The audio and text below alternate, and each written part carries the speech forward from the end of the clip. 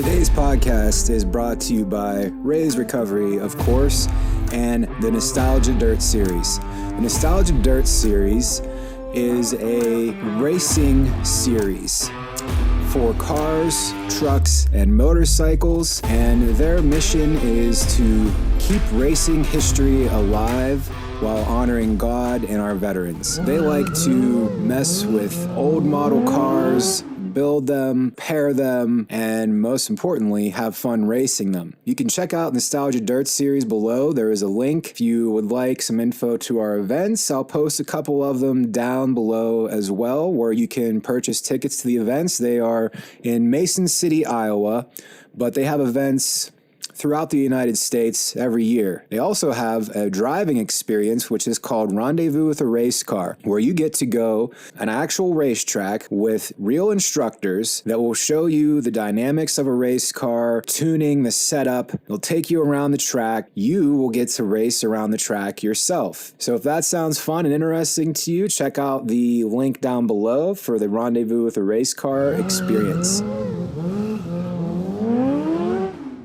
There is no shame in asking for help whatsoever.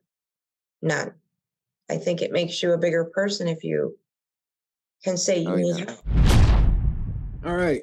Good morning or good afternoon, wherever you're at right now watching this. I'd like to introduce our guest today on the Ray's Recovery Addiction Support YouTube channel, where we bring you people who have been through addiction, alcoholism, it's all the same, that have, had a hard time with it and have figured out a way to get through the other side of it and are now living, a happy, successful life of serenity, just like we all want to do. Today we have with us Dawn Miller, and she's going to share some of her experience, strength, and hope with us about her addiction, what it was like, and how she got through the things she got through, and like the causes and what it's like now and what she does today to maintain a healthy life of sobriety. So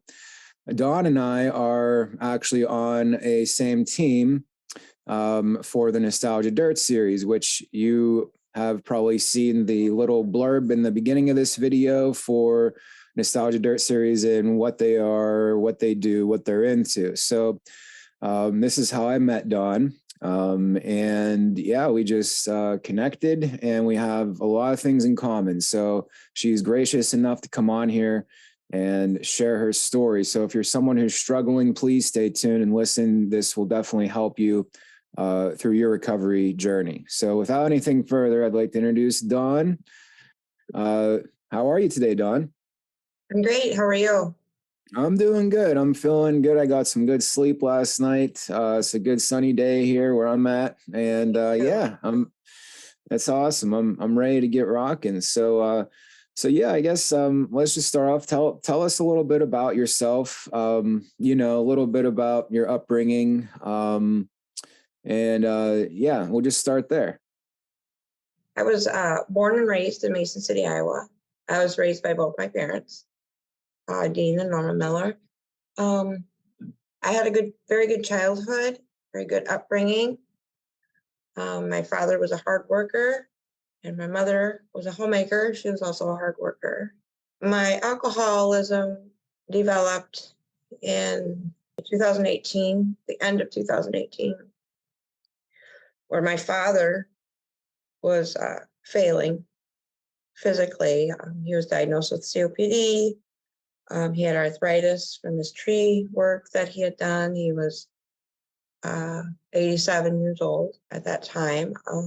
The addiction of alcoholism really took off after he committed suicide in 2019. That was a struggle for me. Fortunately. Can you tell us a little bit about that story there, just so the audience has some context, like how did that happen?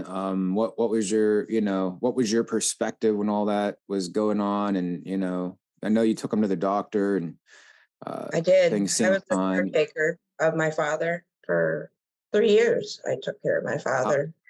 3 or 30? 3. Okay, sorry, 3. Okay. Yep, I did. My alcoholism caused a lot of health problems for me.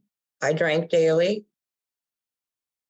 Started out with vodka. Somebody had given me a glass of vodka at the apartment I was living at, and it calmed my nerves. It eased me. I didn't think about my father so much and what he was going through. And let me ask you real quick, prior to that, were you like against drinking? Have you, was that the first time you drank, and how That was, old were you when that first sip of vodka was? I was 44 years old. And prior to that, you never had any No, alcohol, or no, wow, my mother died of cirrhosis of the liver. So I vowed never to drink ever right, from what I right. witnessed. But I was given a drink. It was sometime in 2018, I was given a drink. That just led me down a horrific path. I did end up on life support due to my Wow. drinking. Yeah. I was given a week on life support. My brother, Randy, was going to have to pull it on me. I did come out of it within 6 days. He did send me to a treatment facility, and I did the program. I was successful when I got out of that program for 2.5 years, along with the help of my brother, Randy. My brother, Randy, passed away in June of 2021. And I remained sober up until that following year in February of 2022. I relapsed, and I relapsed again bad. Not a good situation. You had about 8 months clean in Yes, between there. Yeah. yeah, I did. And I just started thinking again. And it's like they say, we are our own worst enemies when we start thinking like that. You Stinking know, thinking. yeah, it's exactly what it is, stinking thinking. And I was stinking thinking again. So I picked up another drink. I picked up vodka again.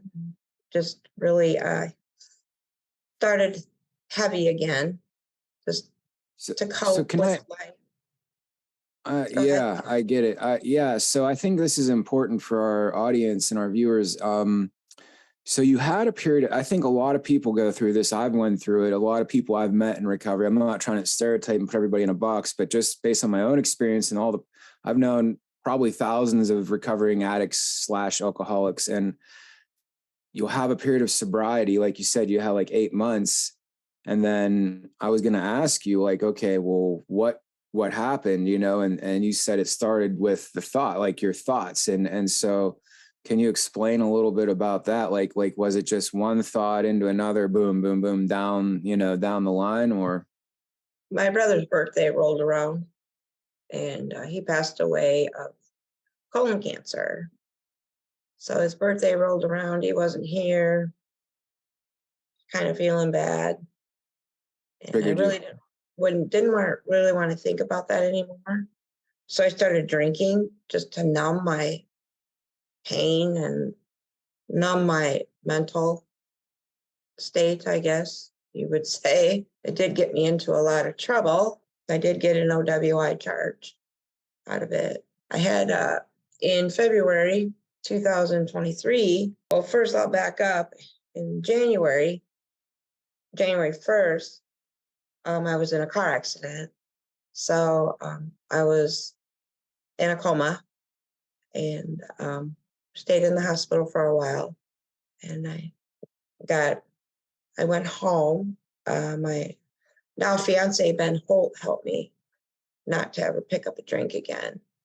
So I quit my drinking June 2nd of 2023. I tried to do that at home, sober up and detox at home. Not a good idea. On February 2nd, I had 2 heart attacks back to back because of my drinking. Because you were trying to quit on your own at Yes, home. Yeah. yes. And the doctors actually said this was due to my drinking. You know, I should have gotten help to to detox, but I thought I could do it on my own, and I couldn't. I ended up with a defibrillator in. Mm. Yeah, it wasn't a it wasn't a very nice journey at all for me. I have been sober for a little over 4 months now. Congratulations. Thank you. I feel so much better. The drinking led me down a path where I didn't care about myself. I didn't care about others. I wasn't a very pleasant person, I might add. It changed me totally. It did a total 180 on me. Mhm. Not good. Yeah. I do attend outpatient treatment at Prairie Ridge. I'm still continuing with that. I go 1 day a week. So yeah, And that's in Iowa, correct? For the yes, listeners Prairie with Ridge in Mason City, Iowa. Yes, okay.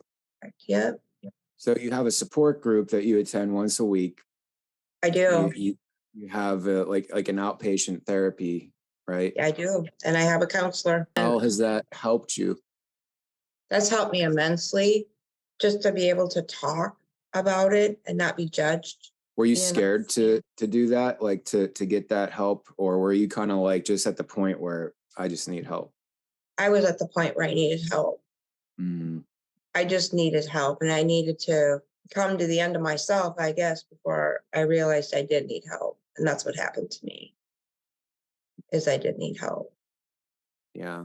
and I got help. There's a saying, just to interject real quickly, and I'm an NA guy. I spent a lot of years, several years in NA, and before I started my own recovery groups and stuff. And they have a saying that when at the end of our road, we can go no further. It seems like we're trapped, and there's what else is there left to do? And the answer is we had to find a new way of life, and it sounds like that's the journey you're on here.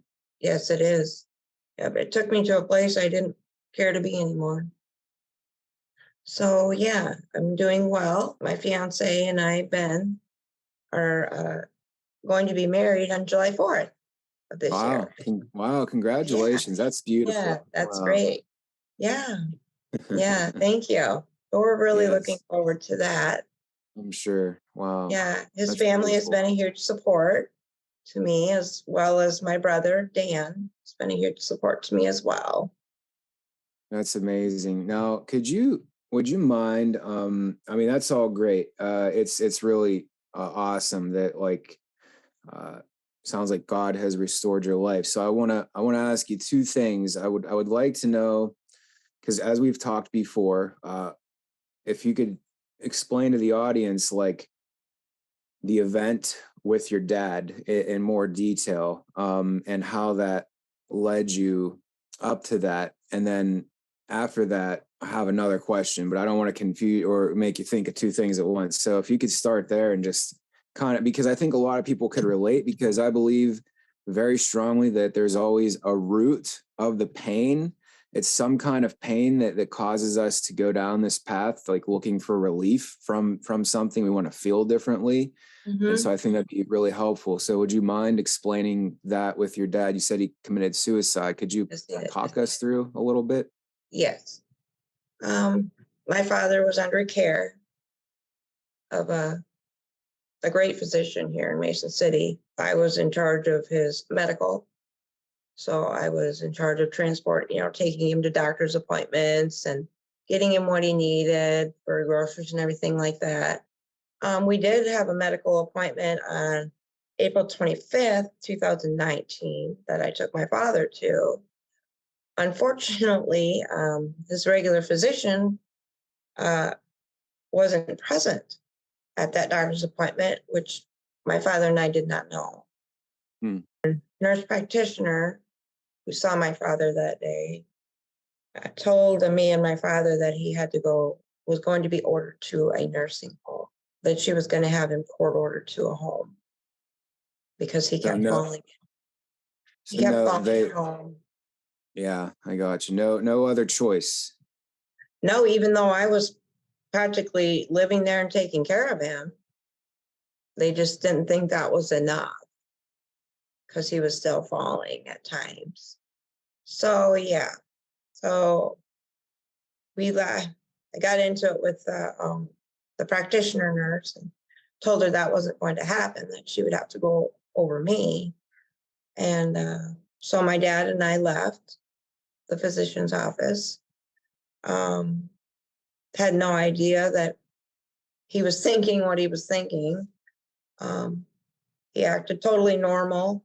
I mean, yes, he was upset, and I was too, but he had me take him grocery shopping. We went to the bank, just normal things that, we would do.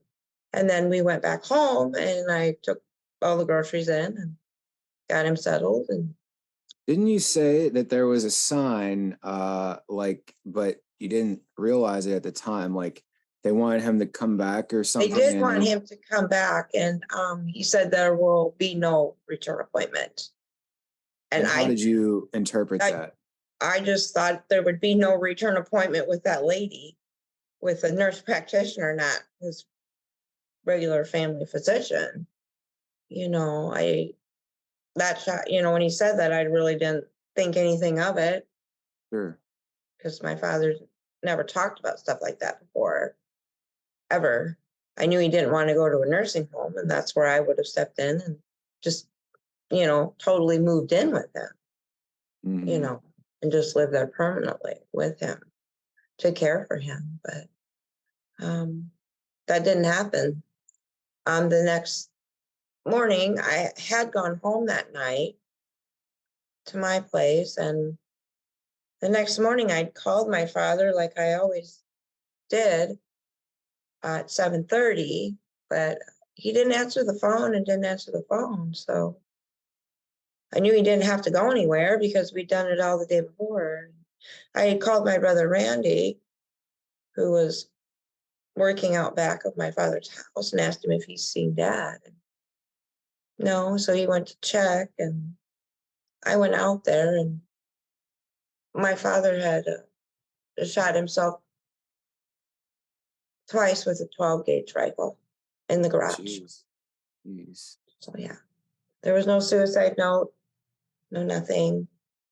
Very devastating. Not good. Yeah. And that was the trigger. That was like the tipping point. That was my tipping point right there. That really was. I couldn't handle it anymore. And my brother Randy knew I wasn't going to be able to handle it in a proper way. But he tried to talk to me about it. I wished I would have listened to him, because I did. I just didn't. And I ended up on life support because of it. Yeah, I didn't communicate with anyone really. I communicated with my brother Randy at times. Other times I didn't feel like answering the phone, which led to a welfare check on me at my house. I isolated myself, is what I did, and just drank. Just drank. I was told by a deputy sheriff that I was slowly killing myself unintentionally. I was committing unintentional suicide to myself. And I didn't think of it like that. But when he said it was true at what he said. So yeah, it's just not a good road to be down. It's not. It ruined my life for 4 years. Totally ruined it. It sounds like there were, like they say, hindsight is always 20/20. So like it is what it is. This question's kind of up in the air, but it's like if you could go back now and do something differently, would you? Would you have done anything differently, or do you think you would have like asked for help? I mean, or I think it's just a lesson for the audience of maybe I get it though. It's like I know I didn't ask for help. I wanted people as far away from me as possible. Me too. Yeah. So you probably wouldn't have done anything differently, huh? Or what do you think? If I would have done anything differently, I wouldn't have accepted that drink that day. Right. I should have said no, because I never drank in my life and chose not to for a reason. because of what I witnessed with my mother. But I did, and I found myself the next morning at her door again asking for more, Hmm. you know, and one was too many and 100 weren't enough, I guess, Yeah. Yeah. just not a good way to go. It caused me some major health issues. Like I said, Yeah. I had 2 heart attacks and I died twice and was put on life support.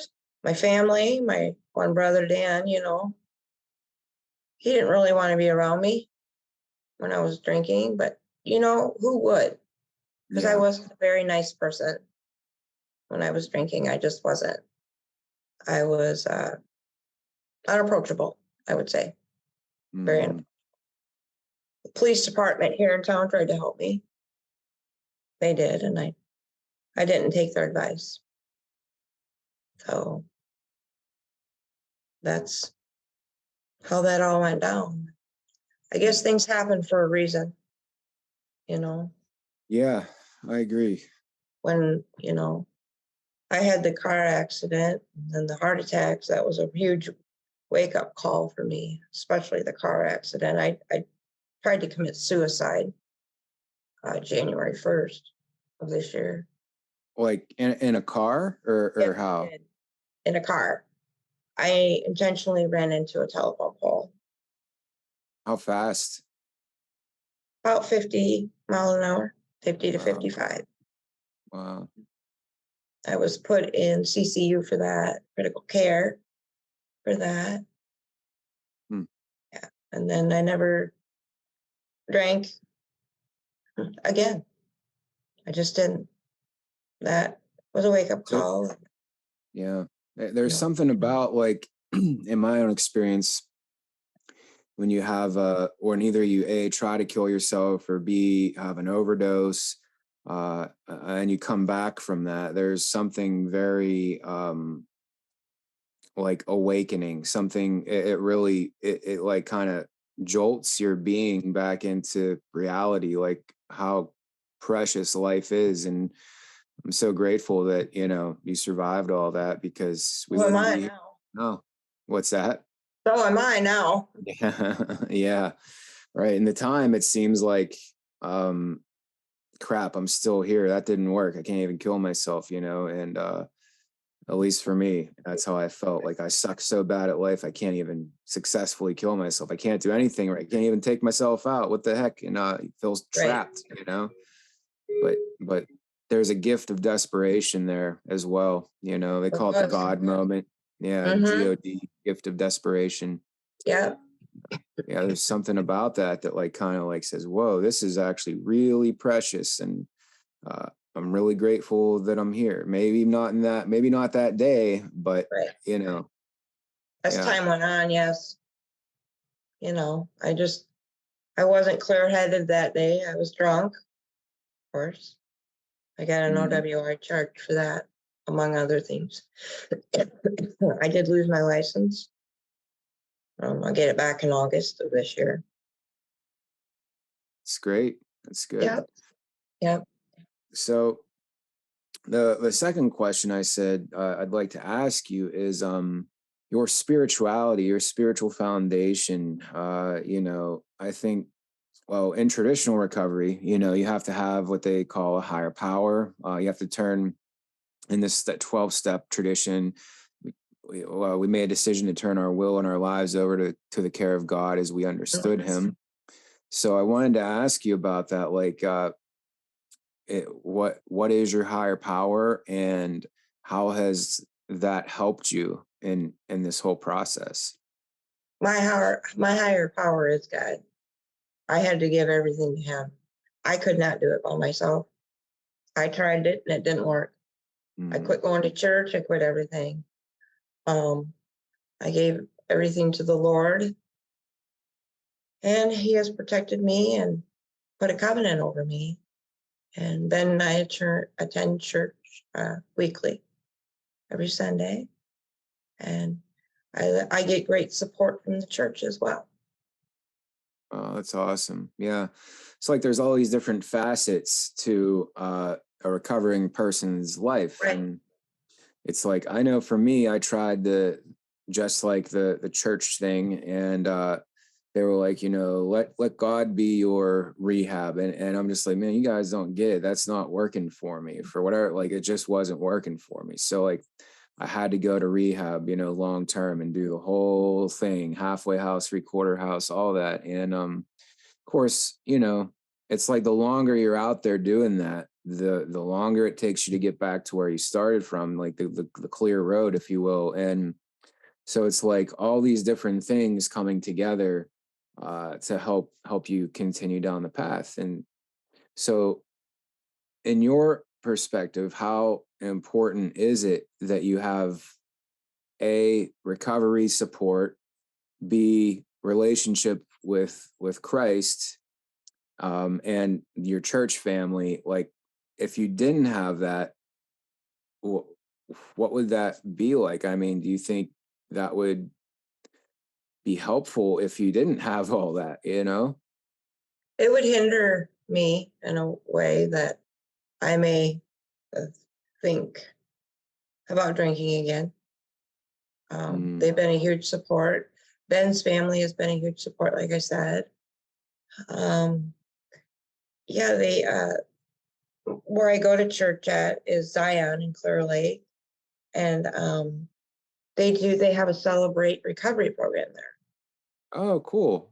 Yeah, so that's great, and there's other people that attend that church that are like me, so I don't feel so alone in this because I'm not the only one. Right. Everybody needs help, and your first step to getting that help is to admit you need help. Yep. Admit that you can't do it anymore. That's your first step. And I had to admit it. Surrender. I can't do it anymore. I just can't. Mm. Yeah. My life is so much better now. I'm happier. I'm a hard worker. You know, I just don't have time for that anymore. Yeah. I just don't. So I can that's remember what my father told me. He used to tell me shortly before he passed away was always remember to stay on the right side of the road. mm, That's where I'm yeah, at. that's amazing. Yeah. Thank you. Yeah, I'm really happy for you and proud of you. And I hope that you continue down this path. And we're here to support you too. Thank Um, you. yes, absolutely. You also mentioned that there was like a local police officer that would check in on you for a Correct. while too. Yeah. So that was just like in the town you lived in, you had a Yes. officer that knew. Yeah, he knew I was drinking. Mm, So he would stop in from time to time, and a couple times he took the alcohol away from me. He saw me through a lot of things. He's helped me through a lot of things, and we have communication at least once a week now. So wow. he's helped steer me back in the right direction because he knew me as he's known me for years, and he knew that wasn't me with my drinking. So yeah, he steered me in the right direction. He's definitely helped me. Yeah. That's Yeah. awesome. And I'm very That's really grateful cool. for that. Yeah, I know me a lot of time, like all the time when I was going through my stint with all that. Um, I didn't want anything to do with the police. So, but Either. yeah, yeah, yeah. I mean, that's a tough thing, to like accept help from a police officer, and I think, I do think that my experience was a smaller town. They did have my best interests in mind, even though they were always pulling me over, they were always ripping me out of my car, searching me, like, and I was kind of like defenseless. I was so messed up that I pressing charges and all that. It's just like I wasn't even in a position where I could like do that, and all they were trying to do was help me, save me from myself, really. Me too. Yeah, that can be a very tough thing, because when we're doing illegal things or acting in ways that aren't up to social standard, or productive for society and ourselves, it's like we feel like they're the bad guys, and Right. it's not us. It's never us, right? And I I just think thought they part of were that, being mean to me, but you right? know, but they Me weren't. They too. didn't. They weren't. They wanted, then they told me that we want to help you. We want to help you. Well, I didn't see it like that at the time, when Yeah. I was drinking or drunk, but I see it today. Yeah. Yeah, that's great. And hopefully someone else out there listening to this hears that and gets that, if you have some police in your area that you feel like they're just always dogging you and mistreating you. I mean, I would be leaving a friend's house, not even doing anything illegal or bad. And I'd pull out of the driveway and all these cop cars would surround me and stop me. And what are you doing here? And it's just like, you don't have the right to do that. But they just knew me and Yeah. knew what I was about. And so I was just like the target, there was a Right. target on my back. Yeah. It was almost like they watched for where I went, what I did. And but that's what that lifestyle has for us, nothing good. Right. So I'd like to talk about the opposite of that, the good life, the clean and sober life, and some of the things that you've experienced since you've been clean and sober that you wouldn't have been able to when you were, still drinking. So like what's life like now? My life is so much better. I get a good night's rest all night long. I don't wake up with the shakes having to drink. I have a schedule now. Go to bed at the same time. I get up at the same time. I go to work. Um, I have a very good relationship with my family and Ben's family as well. I'm not ashamed to go in public like I was before. I was very ashamed of myself for what I was doing. I don't Mhm. feel that way anymore. Um, it doesn't bother me if I see a police officer because I'm not doing anything wrong. Right, right. Yeah, it's just totally eased my mind. It's Yeah. just and my my depression has gone away, you know, and different thoughts have gone away. And alcohol is nothing to fool with. Mm. It's just not. Yeah, No for drug sure. is. Right. No drug is. It's like hard to admit, but they're more powerful than us. Oh At yes, least, if you're an addict or alcoholic and you put that stuff in you, it takes over. It's like, and that's why the first step, that surrender part, yeah, is so important, because it's like, okay, I always say the illustration of like getting into the ring with Mike Tyson, and first time he knocks you out, second time he knocks you out, 100th time he knocks you out, the 200th time he knocks you out, and then you get in yep, there again, you're like, I'm gonna win, I'm gonna win, he knocks you out again. It's like, how many times you have to get beat into a bloody pulp before you realize, like, I got it. Okay, that I can't do this, I surrender, yeah, you won. And I think addiction is one of the very few, if only, wars, because it is a war, in my opinion, that you can actually surrender and win. We don't see right, it like that when we're going through it. We see it, if I surrender, well, then I'm a loser, I'm a weakling, right. but actually, if you surrender, you win. And that's crazy, because an actual real war, if you surrender, you lose. That's that, and that's kind of what our programming is in our heads. Well, this is a war, this is a battle. If I surrender, that means I'm a loser, I'm not strong. And it's actually the complete opposite with Right. addiction. Yeah. So if you could, you've talked a lot about some of the things that you do, but if you could sum up, like, day to day, the things that you do, just to kind of recap it all, to stay, sober, and more importantly, even to keep growing in your sobriety. Like, if you could, you know, just write off a list of items of things that you do, like church, family, work, all, schedule, what would that be like? I get up in the morning and have my cup of coffee. I usually get up around 4:45, have my coffee and eat my breakfast, and then Ben gets up and we talk, and then we go to work at the Nostalgia Dirt Series. We work on cars. We build cars. Um, we work until 5, sometimes later than that. We go home, we have supper, we'll go in the just last week we went for a bike ride, so that was fun. Nice.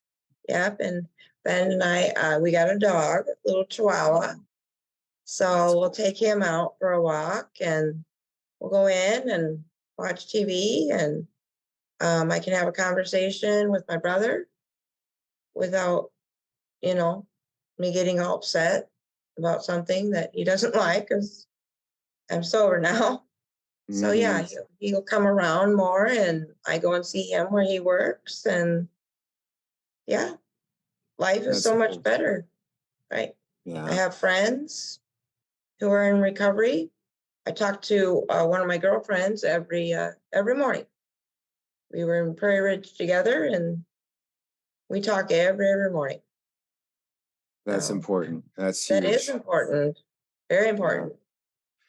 Yeah. So I definitely agree. Having some people that are going through the journey themselves that you can talk to, people who are, um, they want recovery and they want to keep going, they're not, on the fence. And if you're committed yourself, you need to be around like-minded people, and Right. there's a saying though, as you're talking about your day, because I've heard some other people when they've even me when you first get clean or sober, it can seem boring, and there's this saying that's like, uh, serenity can appear as boredom to a person who's lived a life of chaos.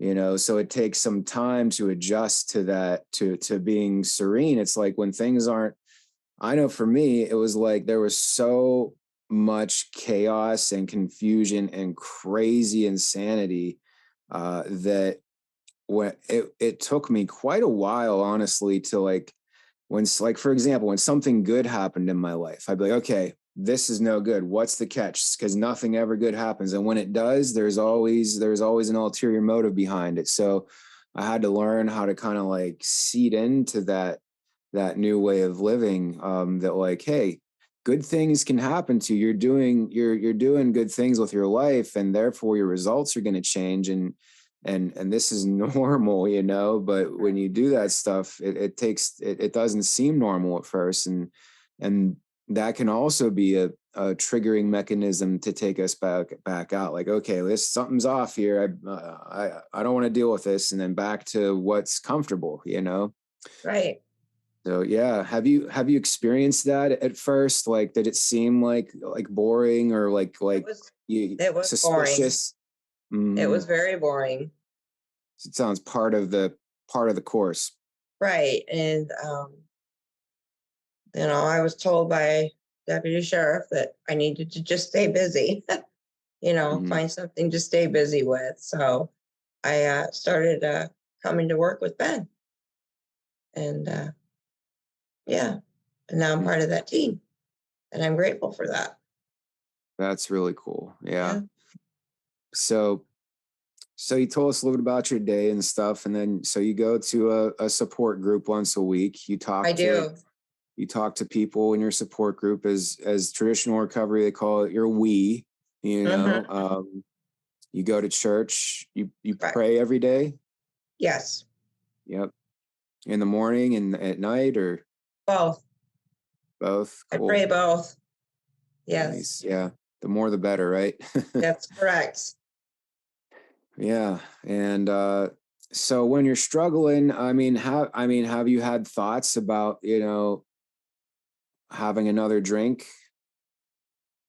No, I can't have those kinds of thoughts because of my health, for Right. one. Second of all, I already know it's not going to get me anywhere. So, and I do take medication to curb the craving for alcohol. Mhm.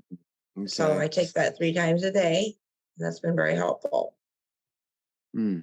It helps to take your medicine because Yeah. Yeah. they had given me that medicine before, and I just thought, well, I don't need it. Well, then I self medicated myself, which was not right. good. Yeah. But yeah, just you got to do what you're told. because which they're can there to be help. very hard. Yes. Yeah. That I was think hard it for should be me. my way, and it's not always my way. My way is not always better. Yeah, yeah, it's like my way got me here in this Yeah, position, like too. so maybe I should listen to somebody else that is a professional in this field or has been through it, and knows what they're doing and talking about. So I know I hated it, Dawn, so much, but Did I, Ray? there was some years I had to be on a lot of heavy meds, and I just absolutely hated it.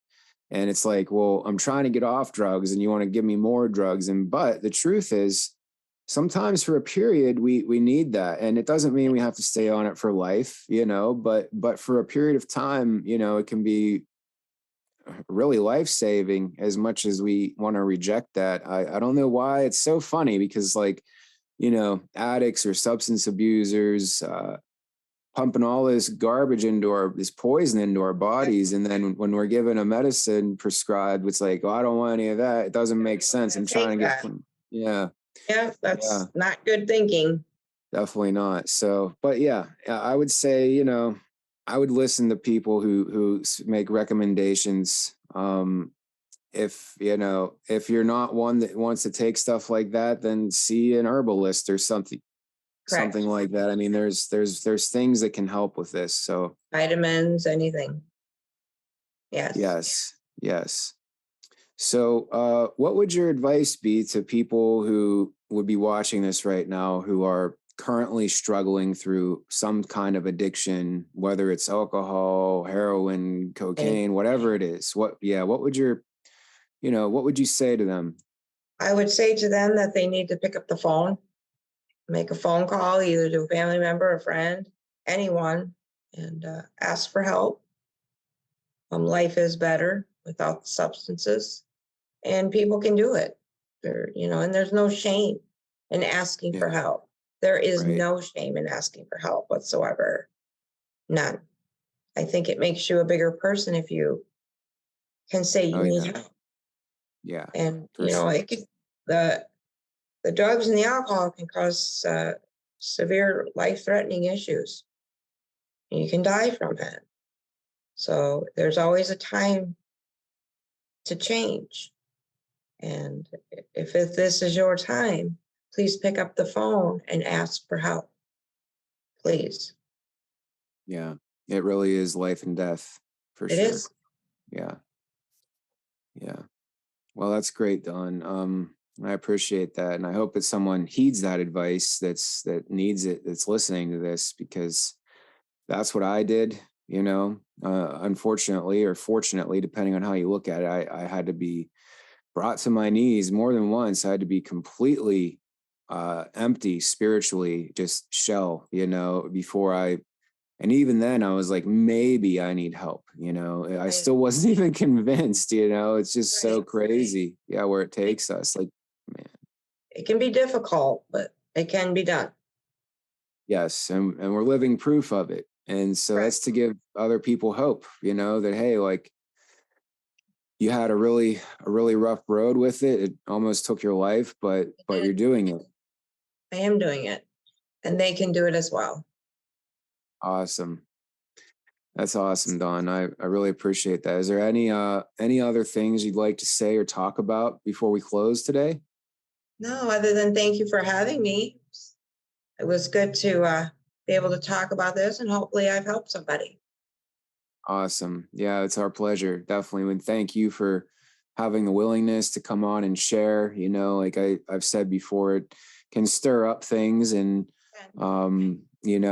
make you think about things. But it's always good to share and try to give other people hope that they too can get through this, no matter how bad they are. If you're alive and you got a heartbeat and you're breathing and you're seeing this, then that means there's hope. You could Yes, still do there is. something. Very Yeah. much so. Awesome. Well, I'd like to thank you, Don, again for your Thank you. time. And if you guys are looking for a support community, we have one for you. It's called Raise Recovery. It's the same as this podcast, Raise Recovery.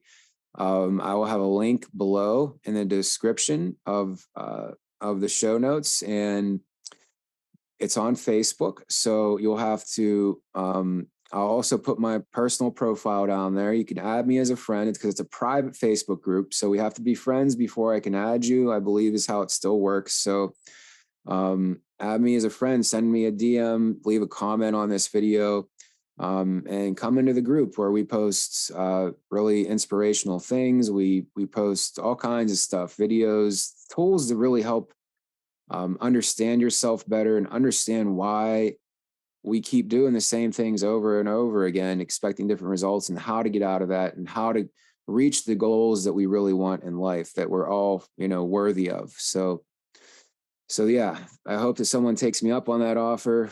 We're a growing community and you will get support there. So if you don't know where to start, that's a good place to start. If you've got years in, that's a good place to be as well, because we need people of all types in there to help, and get help. So thanks for listening today.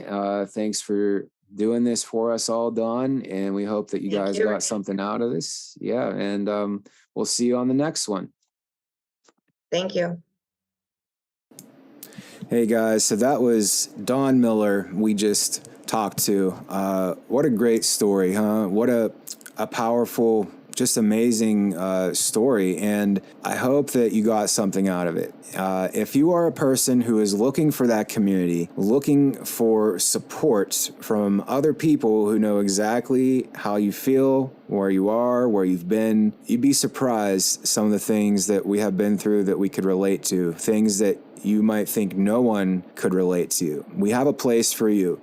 It's called the Raise Recovery Global Addiction Support Community. We currently have a group on Facebook. It's a private group. You would have to add me as a friend or send me a message or a request to join the group. The link will be in the description below. And we are also going to be starting live meetings on a platform called the Noble Goldman, which will be free.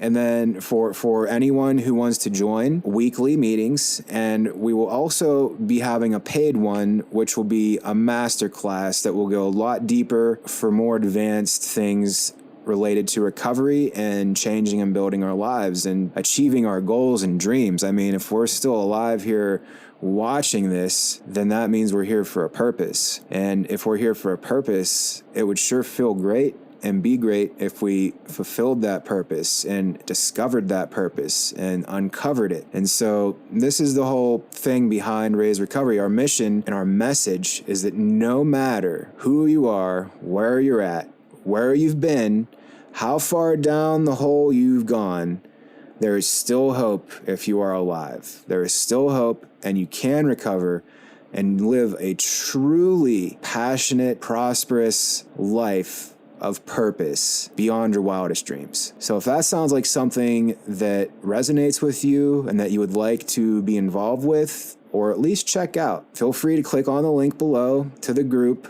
And I'll even put my own personal Facebook profile link in there so that you can contact me as well. And yeah, check out the YouTube channel for some other cool videos, and we'll have one posted here too. All right. Thanks guys for joining us today. Take care.